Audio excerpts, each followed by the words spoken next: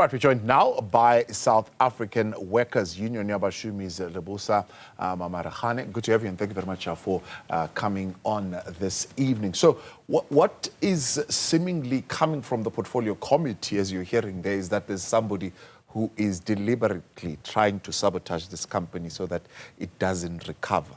What do you know about that? Look, that could be true, but we also don't want to be here for gossips of things that generally we're going to speak and are not going to account for. But reality of the matter is that there's a deliberation of whether it could be, but we suspect management in all these things, because corruption that has been taking place there, my brother, you would really ask yourself, is this really a state-owned company? Because, I mean, this is also not for the first time. Management of NTI are just gossipers. They can easily simply just say it's Thomas Summons who banned the buses, casually like that, you know. But if you really want to check as to what is happening, NTI had enough buses. And I can tell you that it is the intention of management of NTI, particularly those who got money from that company in a form of corruption. Those who sold the buses of that company, even when the security officers were there. We are told by workers, by the way, to say, no, these buses, they will take parts and just sell them to other individuals. So currently, because of the business, the company is under business rescue. The intention in all these things is to make sure that Thomas Summons also to do his work. The narrative that is out there is to say, generally, the business rescue is not really doing his work.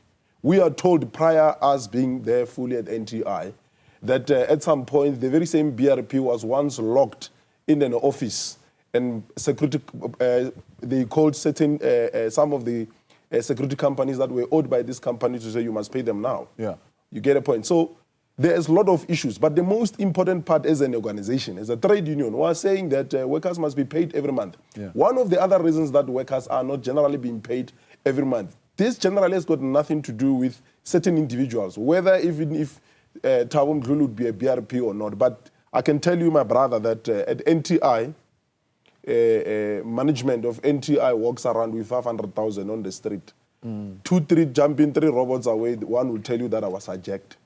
And generally nothing happens. Who on this world walks around with 500,000 cash on the... Are the workers still offering services to NTI at this particular point? How many vehicles are there? Are they driving? What's happening? Look, the company has buses that are leased from a particular service provider. Yeah. But the interest of the company is also indeed to own its own buses. But I can tell you, where are the buses that used to be at NTI? Yeah. Where are those buses? NTI does not even have buses as we speak. They are all renting buses from a service provider.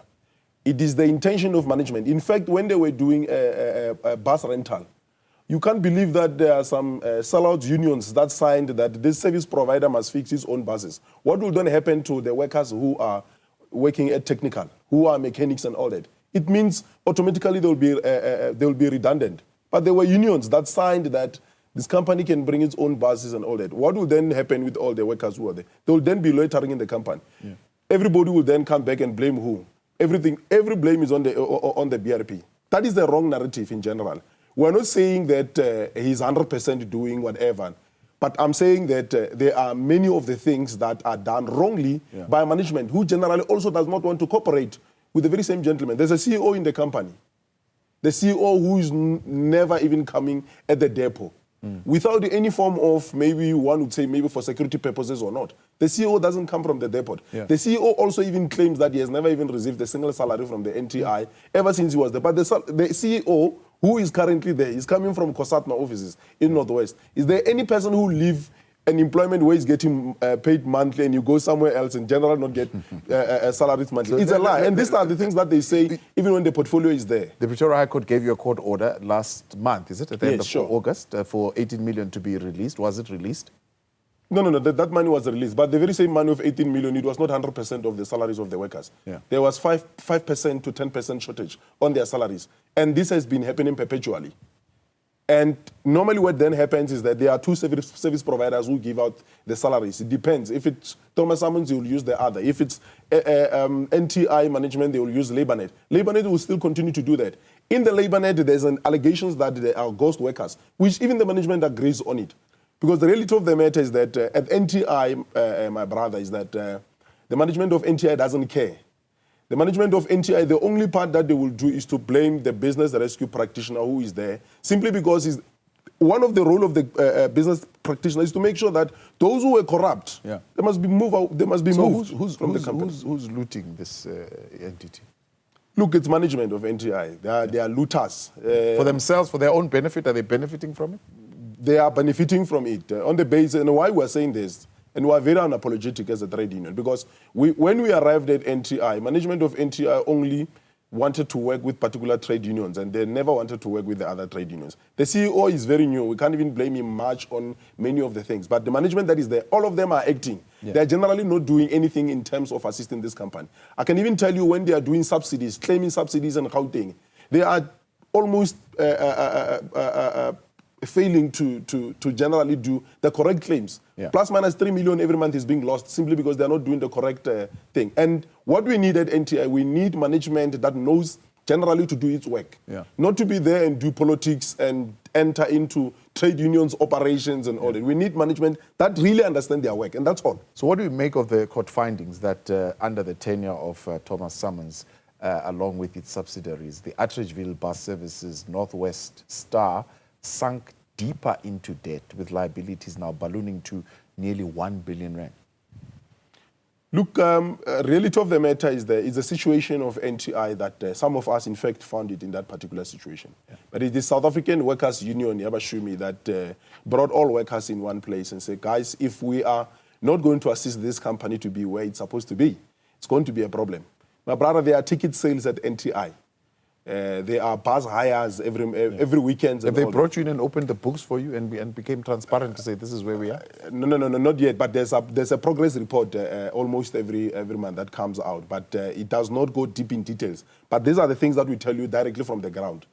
Our interest is to see workers every month getting their salaries through ticket sales, bus hiring, and other ways in terms of where the company is getting revenue, including the subsidy. Workers can receive their salaries almost every month. But I can tell you on the ticket sales, people are stealing the money. They're stealing the money on the bus hiring. That money just go out. It does not generally go where it's supposed to be. Management of NTI have got no, they disregard in fact the law. There are no proper systems in place that generally will direct where the money should go. We are even surprised because we see what is these companies that the companies that come and collect the money. We even ask ourselves, where is this money going? Generally, all these things that is happening, they take the money. Cash in transit. Cash in transit comes there, but generally they take this money and do whatever that they are supposed to do. Later on, they blame who? Thomas Summons.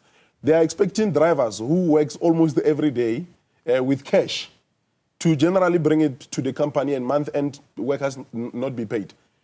Where they are blamed, everything they take it to Thomas. But I'm saying if there's no deliberate intention to make sure that the gentleman must